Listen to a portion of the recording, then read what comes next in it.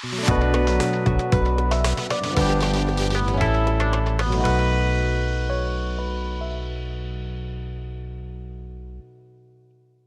everyone, and welcome to this deep dive, into the world of veganism. We're going to be looking at some books by Ed Winters. Have you heard of him? Yeah. He's a really prominent, advocate for veganism, and he's got some really, really smart strategies for addressing common misconceptions about veganism. And I'm excited to kind of unpack them with you today. And hopefully, I know a lot of you are interested in this topic or are maybe, considering it and are hearing like all these kind of conflicting arguments. So how do we kind of navigate all that and figure out what makes sense? Right. So, one thing that Winters emphasizes is how often discussions about veganism sort of get stuck in these like really reductive arguments. Like people are just reacting emotionally instead of really thinking things through. Yeah. You see that a lot, I think, with any topic where there's like a lot of passion and strong feelings involved. People kind of just like dig in their heels and aren't really willing to like consider the other side. Totally. And it's like confirmation bias too, right? Absolutely. It's like we're just looking for the information that already supports what we believe, even if it's not accurate. Exactly. And actually, he gave this example that I thought was really interesting about this social media post that went viral. Right. And it claimed that this picture of like weakened bones came from a vegan person. Oh, wow. And it turns out they were actually NASA images showing how space travel affects bone density. That's so funny. It's just like such a great example of how like misinformation spreads so easily, especially when it comes to food choices. Right. People often have strong opinions about food and might not be as open to like hearing new information or challenging their beliefs. Yeah. So let's talk about how to have more productive conversations about these things, especially when someone throws out that classic, but if everyone went vegan, all the farm animals would go extinct. Right. What do you say to that? Oh, yeah. That's a common one. But it's kind of ironic when you think about it. Yeah. Because animal agriculture is actually a leading cause of species extinction. Really? Yeah. Think about all the land that gets cleared for grazing and feed crops. It destroys natural habitats and threatens biodiversity. Oh, I see what you're saying. Yeah. In fact, agriculture is a threat to almost 24,000 of the 28,000 species facing extinction. Wow. That's crazy. It is. And don't forget the oceans, too. Right. The fishing industry is a huge driver of biodiversity loss there as well. Okay, so it's almost like the opposite of what people think. Okay, what about that? We use the whole animal, so it's not wasteful argument. That's another interesting one. Yeah. Winters makes this really thought-provoking comparison to Ed Gein. Oh my gosh. The serial killer who used human remains for furniture. Wow, okay. So just because you use every part doesn't automatically make the killing ethical. It kind of distracts from the bigger question, which is, do animals deserve to die for our consumption when we have other options? Yeah, that's a really good point, and it's a dark comparison, but I think it's effective. Okay, this one always comes up. Animals can agree to societal rules. Right. So they don't have the same rights as humans. Right. Thoughts? Well, throughout history, the social contract theory has often failed to protect marginalized groups of humans. So I see what you're saying. if we think about suffering as like a basis for moral consideration, shouldn't sentient animals be protected too? Regardless Regardless of whether they can understand social contracts. Yeah, that makes you think about whose interests are really being served by that argument. Absolutely. And then there's the one I feel like I hear all the time. But animal products taste so good. Yeah, that's a tough one. Yeah. Because it's true, a lot of people enjoy the taste of animal products, but it kind of makes you wonder, does pleasure justify harming others? That's a good question. Would we condone harming any being simply because we enjoy the sensation? Yeah. It's a question of consistency in our ethics. Absolutely. It's easy to compartmentalize things when it comes to food. Winters also talks about how animals experience suffering as like an eternal hell because they don't have the awareness that it will end. Yeah, that's interesting. We tend to think that humans suffer more acutely because we understand our own mortality. Right. But maybe that awareness actually makes suffering more bearable for us. Interesting. Because we know it's finite. Right. But animals trapped in factory farming don't have that understanding, and that could make their experience much worse, even more intense. It's a perspective I hadn't really considered before. Yeah. Okay, let's tackle the humane slaughter argument. All right. What's Winter's take on that? He basically calls it an oxymoron. Really? Yeah, if you think about it, the words humane and slaughter have completely opposite meanings. Right. Humane implies compassion and kindness, while slaughter suggests violence and brutality. Yeah. How can you really have both at the same time? That's true. It really highlights the inherent contradiction in that phrase. Okay, let's move on to a really common one that I hear a lot. Even if I go vegan, it won't stop animal farming, so what's the point? Yeah, I get that a lot too. Yeah. Winter sees that as what he calls an appeal to futility. Okay. Like refusing to use a reusable water bottle because it won't single-handedly solve the plastic problem. Right. But it's not about doing everything perfectly. It's about contributing to a larger movement. Mm-hmm. And if enough people make the switch, the system will eventually have to change. So it's more about being part of the solution. Exactly. Even if your individual impact seems small. Right. Now, what about the health argument? Some people are convinced that veganism is inherently unhealthy. Yeah, there's actually some really interesting data from a survey that suggests that most people who ditch veganism do it within a year. Oh, wow. But those who stick with it for over 10 years actually report no health concerns. Wow. So it challenges that idea that veganism is automatically bad for you. Exactly. It seems that the longer people stay vegan, the better they feel. That's fascinating. Okay, how about the claim that plants feel pain too? I hear that one a lot. Yeah, that one comes up a lot. Yeah. But from a biological standpoint, plants just don't have the necessary structures for pain perception. Okay. They don't have a brain, a nervous system, or pain receptors. Makes sense. And evolutionarily, it wouldn't make sense for plants to feel pain because they can't move away from danger. Right. So okay. It makes sense. It's kind of a moot point. Okay. That's really helpful. Yeah. So we've debunked a lot of those common myths, but if a lot of the arguments against veganism don't really hold up, right, what would a future look like where animal agriculture isn't the main food system? Oh, that's a great question. And that's what we're going to be diving into next. Okay, perfect. I can't wait. Yeah, this is where it gets really interesting. We're going to be talking about what a plant-based world could look like and some of the amazing things that can happen if we made that shift. I'm ready. Let's do it. I have to go. So, Winters, he paints this picture of what this world could look like. Imagine lush landscapes, thriving ecosystems, and a healthier planet overall. That sounds amazing. It does. Yeah. Right? And he points out that shifting to a plant-based diet could free up over 75% of agricultural land. Wow. 75%. That's huge. What could we do with all that land? I know the possibilities are kind of mind-blowing. We could reforest vast areas, restore lost habitats, and even create carbon sinks to combat climate change. Okay, so it's not just a fantasy. No, not at all. Yeah. The book actually talks about Costa Rica. Oh, really? Yeah. They've not only stopped deforestation, but reversed it by supporting landowners in reforestation and conservation. That's incredible. I'm already getting excited about this vision. It's pretty inspiring. But how do we convince more people that it's not just necessary, but also achievable? Yeah, that's the key, right? Winters tackles this head on. He says we need to debunk the myth that a plant-based diet is somehow unnatural or goes against our evolution. Right. He reminds us that humans have been shaping the natural world through agriculture for a long time. Our food system is something we've created, and we have the power to redesign it. He makes this really interesting point about how people who claim to be part of nature often still live in houses, take medicine, and eat food that's been cultivated and processed. Totally. It's about recognizing that we're already manipulating nature and using that knowledge to create a food system that's more sustainable and compassionate. Absolutely.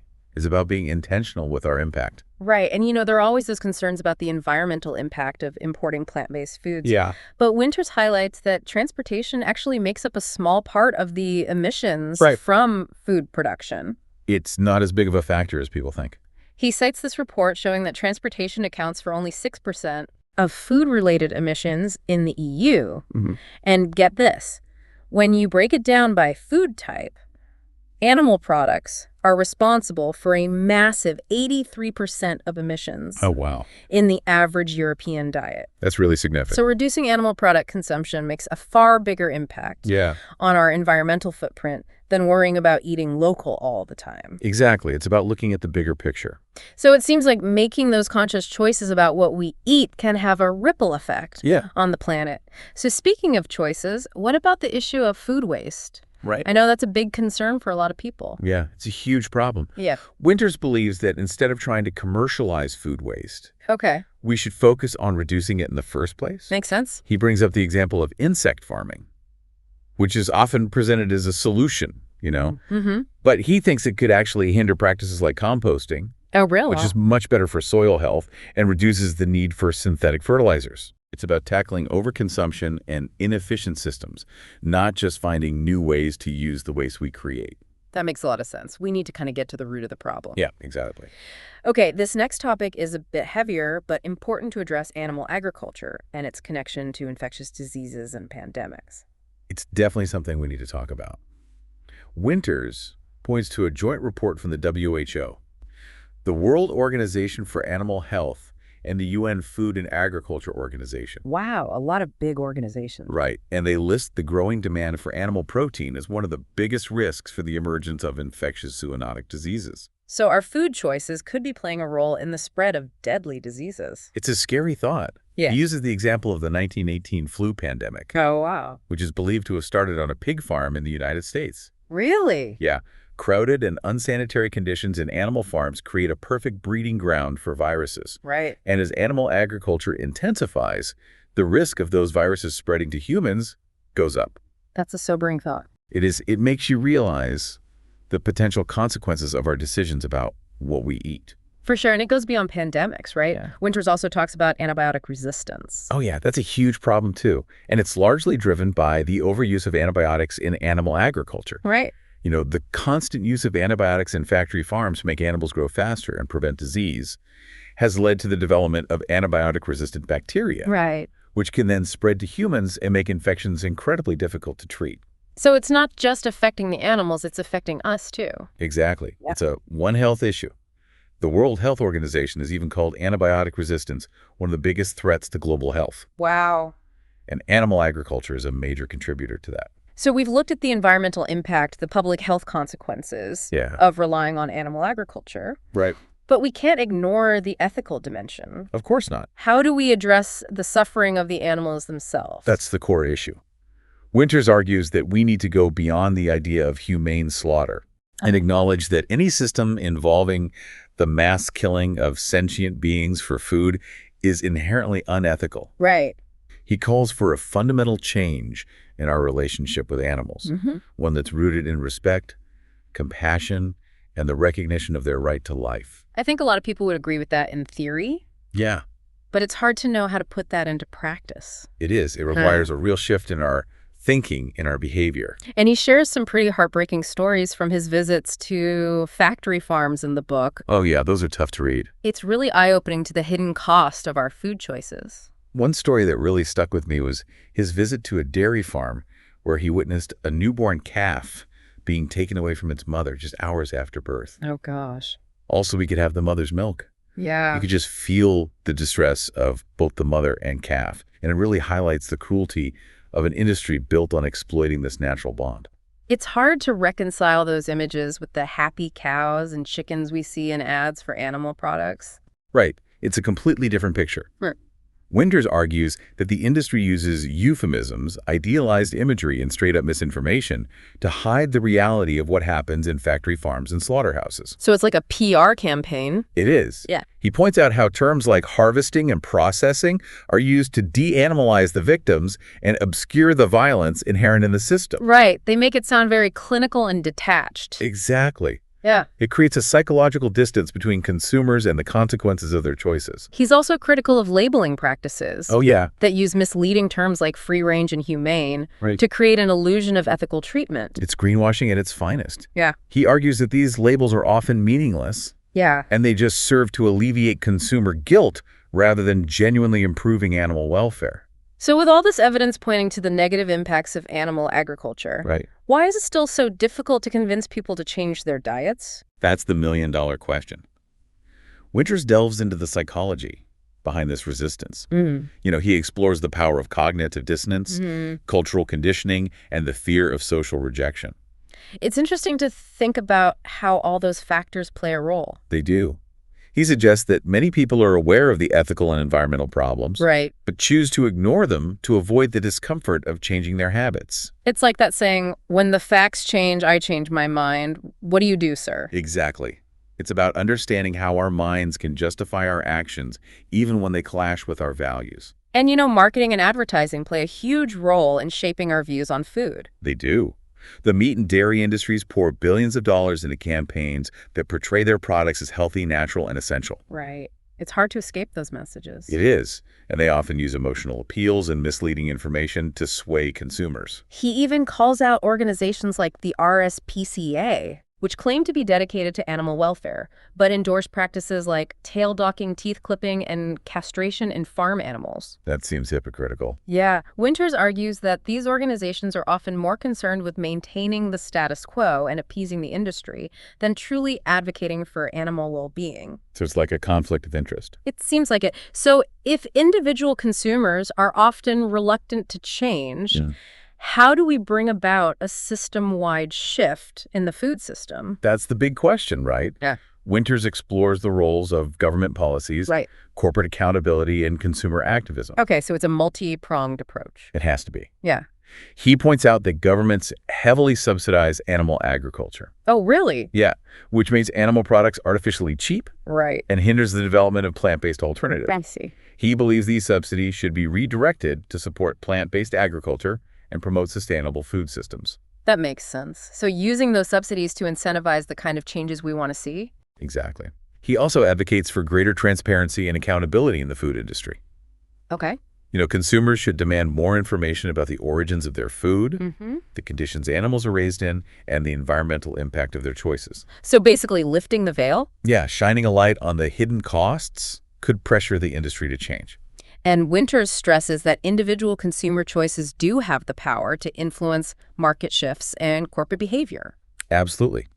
By choosing plant-based options, we send a message that there's a growing demand for ethical and sustainable alternatives. He uses the example of the movement to ban plastic straws. Oh, yeah, that's a good one. One person refusing a straw might seem insignificant. Right, yeah. But the collective action of millions of consumers led to a significant reduction in straw usage and a shift towards sustainable alternatives. Exactly. It shows the power of collective action. And it goes beyond just buying power, right?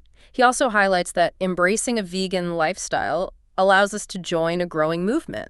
That's challenging the status quo and advocating for a more just and compassionate world. It's about being part of something bigger than yourself. He shares inspiring stories of vegan activists who are working tirelessly to raise awareness about animal agriculture, promote plant-based diets, and advocate for policy changes. Those stories are so important. They remind us that change is possible. And he stresses the importance of speaking out against animal cruelty, debunking misinformation, and engaging in respectful conversations with people who hold different views. It's about using our voices to make a difference. And being informed and active, Yeah. so we can actually contribute to that change. Absolutely. He also talks about the personal growth that can come from adopting a vegan lifestyle. It's a journey for sure. He describes how going vegan led him to confront his own cognitive dissonance, develop a deeper understanding of the interconnectedness of all living beings, and find a greater sense of purpose and meaning in his life. It's about aligning our actions with our values and creating a more harmonious relationship with ourselves, other animals, and the planet as a whole. I love his vision of a world where animal agriculture isn't the dominant food system. Me too. He asks us to imagine what that world would look like. How would our relationship with animals change? How would our food systems be different? It's a call to imagine a future where compassion, sustainability, and justice guide our food choices. It's recognizing that the current system isn't inevitable and that we have the power to create a better world for everyone. That's incredibly inspiring. It is. But where do we go from here? How do we turn this vision into action? That's the big question, and that's what we'll be exploring in the next part of our deep dive. Okay, perfect. I can't wait to hear more. Yeah, we'll get into some practical steps and strategies for making this vision a reality. Awesome. I'm ready. Let's do it. That's the big question, right? Like, how do we actually make this happen? I know for a lot of people, even if they agree with the ideas actually changing their behavior, can feel kind of overwhelming. Yeah, it's definitely a process. Yeah. Winters acknowledges that changing deeply ingrained habits and societal norms is a big task. It doesn't happen overnight. Right. And he suggests approaching these conversations with a lot of empathy and understanding. Food choices are often really personal. Absolutely. They're connected to cultural traditions, personal preferences, emotions. It's not about judging people. Exactly. Or making them feel bad. It's about having a conversation where you can share information and challenge assumptions and kind of explore different ways of thinking about food. Yeah, I think one of the most important things is to start by finding common ground. Okay. Most people care about their health, the environment, and the well-being of animals. So instead of starting with the ethics of eating animals, maybe you could talk about the health benefits of a plant-based diet. Exactly. Like reducing the risk of heart disease, diabetes, certain types of cancer. That way you're kind of appealing to their self-interest while also promoting a more compassionate food system. Absolutely. Yeah. And you can also connect with people who are concerned about climate change by talking about the environmental impact of animal agriculture, deforestation, greenhouse gas emissions, water pollution. So framing the conversation in a way that kind of resonates with people's values and concerns. Yeah. And of course, you can always appeal to people's sense of fairness and justice. Right. Sharing stories about the suffering of animals in factory farms can really challenge that idea that it's okay to exploit sentient beings for our consumption. So you're kind of making it more personal? Yeah, exactly. Yeah. And he also stresses the importance of sticking to evidence-based arguments. Right. Using scientific studies, expert opinions, real-world examples to back up your claims. So you don't want to come across as preachy or judgmental. Exactly. It's about having a respectful dialogue. And I guess avoiding overly aggressive or confrontational language is key too. Absolutely. It can make people defensive and less open to what you're saying. So it's not about lecturing people. Right. It's about having a conversation.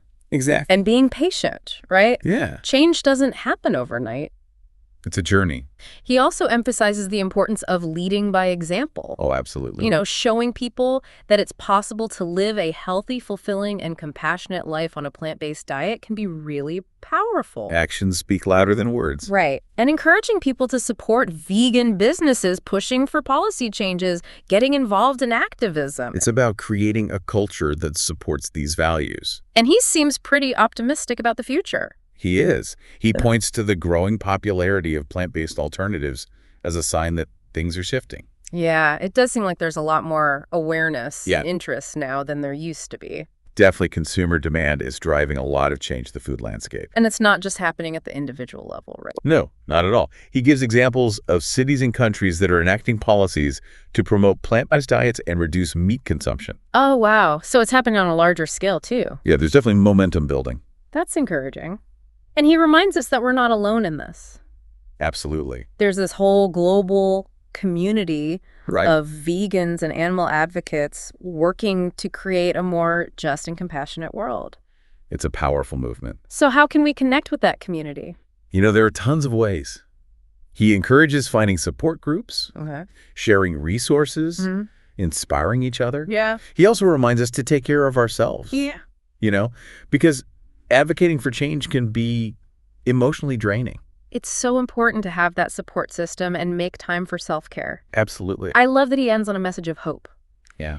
He believes that despite all the challenges, a more compassionate world is possible. He reminds us that throughout history, social movements have achieved what seemed impossible. Right. By challenging the status quo, Yeah. raising awareness, demanding change. So by choosing a vegan lifestyle, we're kind of joining this legacy of compassion. Absolutely. That will hopefully create a better future for all beings. It's about creating a world where everyone can thrive. Well, this has been an amazing deep dive. It has. We've debunked myths, we've envisioned a more compassionate future, and explored practical steps for creating change. Yeah. I hope this conversation has empowered you to keep exploring veganism. Me too. And to find your own way of contributing to a more just and sustainable world. Remember, even small changes can have a ripple effect. So what step will you take today? That's the question. Thanks for joining us on this deep dive. We hope you found it insightful and inspiring. Yeah, thanks for listening. Until next time.